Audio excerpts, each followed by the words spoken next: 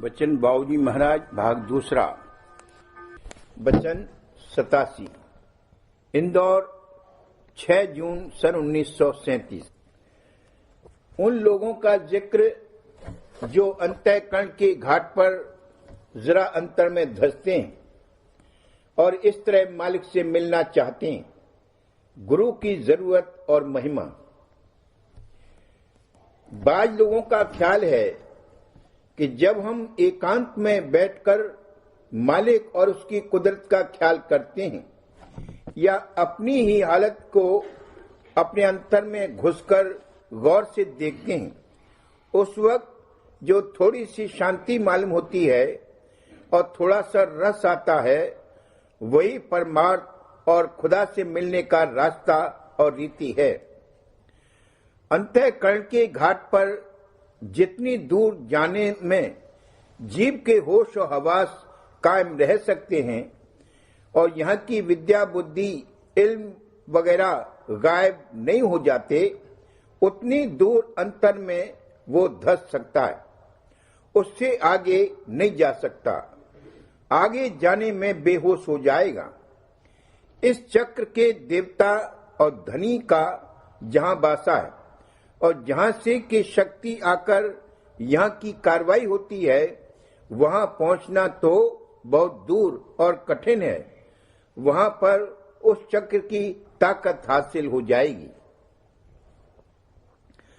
सिर्फ जरा सा अंतर में धंसता है और उतने ही में एक खास किस्म की शांति और खुशी मालूम होती, जिसको पाकर शायर शायरी करता है और दूसरे आलिम बड़े बड़े इल्मी करिश्मे दिखाते हैं। और कुछ लोग समझते हैं कि मालिक प्राप्त हो गया और कुदरत से मेला हो गया, मगर ये भ्रम और गलती। जैसा कि ऊपर कहा गया है, अगर इस चक्र पर भी गति हासिल हो तो यहाँ का देवता, धनी और मालिक मिल सकता है। हर चक्र के अलग अलग देवता, धनी और मालिक हैं। उस सत्य मालिक यानी कुल मालिक के पैदा किए हुए अनंत मालिक, धनी और देवता हैं। इनकी शरीह नीचे की जाएगी। इस जगह सिर्फ इतना जाहिर कर देना जरूरी है कि अंतःकरण के घाट के अंतर में भी कोई बगैर अंतर अभ्यास के नहीं धंस सकता। अंतःकरण के घाट का बहुत बड़ा हल्का है। अब उन मुख्तलिफ किस्म के लोगों का जिक्र किया जाता है जो अंतःकरण के घाट पर जरा अंदर में धंसते हैं और इस तरह मालिक से मिलना चाहते हैं। पहली किस्म शायरों की है और उससे मुराद पैदाइशी शायरों से है जिनको आमद होती है। ऐसे ही शायर अंतर में ज्यादा दूर तक धंस सकते हैं। वहां पहुंचकर जो थोड़ी सी झलक अंतःकरण के घाट की उनको हासिल होती है, वही उनकी शायरी की जान है। आम लोग जिनकी वहां तक रसाई नहीं है, उसको पढ़कर तारीफ करते हैं। मामूली आदमी हर चीज की सतह को ही देख सकता है। उस चीज की अंदरूनी बनावट, कॉन्स्टिट्यूशन का हाल नहीं मालूम हो सकता। जितना जो शख्स अपने अंतर में धंसेगा, उतना ही किसी चीज के अंदर का हाल मालूम हो सकता है। ये कायदा है कि जितना अपने अंतर में धंसेगा, उतना ही दूसरों के में धंस सकता है, उतना ही दूसरों के अंतर में धंस सकता है और उसी कदर उनके अंतर का हाल मालूम हो सकता है। गुलाब के फूल को एक मामूली आदमी देखता है और शायर भी, मगर दोनों के देखने में बड़ा फर्क है। मामूली आदमी कहता है कि गुलाब का फूल खिल रहा है और शायर कहता है कि गुलाब का फूल खुश हो रहा है। जो सरूर और खुशी उसको अपने अंतर में महसूस हो रही है, वही खुशी वो सब जगह देखता है। सब चीजें उसको खुश और खुशनुमा मालूम होती हैं। दूसरी किस्म विद्या बुद्धि वाले लोगों की है। ये लोग इस देश की विद्या प्राप्त करके अपनी बुद्धि बढ़ाती हैं। अंतःकरण के घाट पर किसी कदर गैर मामूली रसाई होने से जो बात यहाँ मामूली बुद्धि वालों को नहीं सूझती और नहीं समझ में आती, वो इन लोगों को जल्द सूझ जाती है और जल्द समझ में आ जाती। नई नई बातें इस देश में ईजाद करते हैं और उनकी बहुत महिमा होती। क्योंकि ये लोग विद्या बुद्धि वाले हैं, इनको बड़ा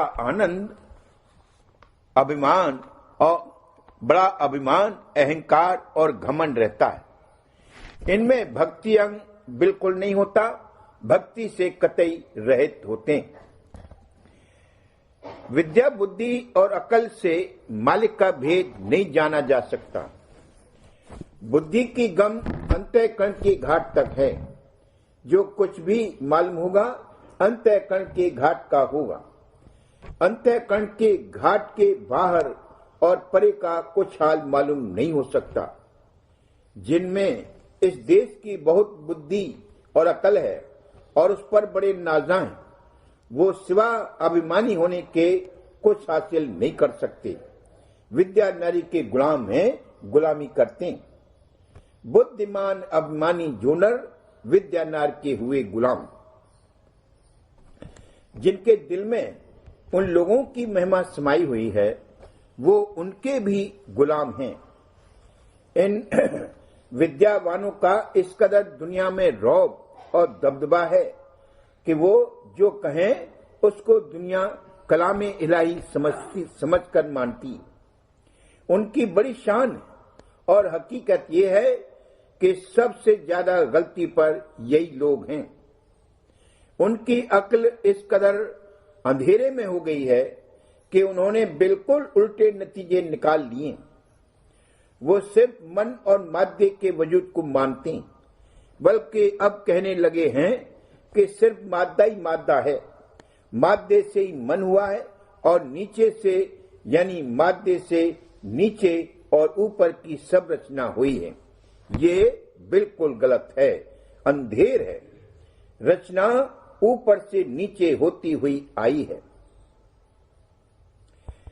अंतःकरण के घाट पर बुद्धि विचार करने वालों में एक उन लोगों की किस्म भी है जो अकली मजहब की ईजाद करके जमाती कार्रवाई को ही परमार्थ समझते हैं। इन लोगों ने कुछ इस मजहब की किताबों से, कुछ उस मजहब की किताबों से कोई बात कहीं की और कोई बात कहीं की इकट्ठी करके एक नया मजहब इस मतलब से ईजाद कर लिया कि चंद जमाती सहूलियत शादी वगैरह के मुतालिक हासिल हो जावे। ये अकली और सामाजिक मजहब हैं, असली परमार्थ से बहुत दूर हैं।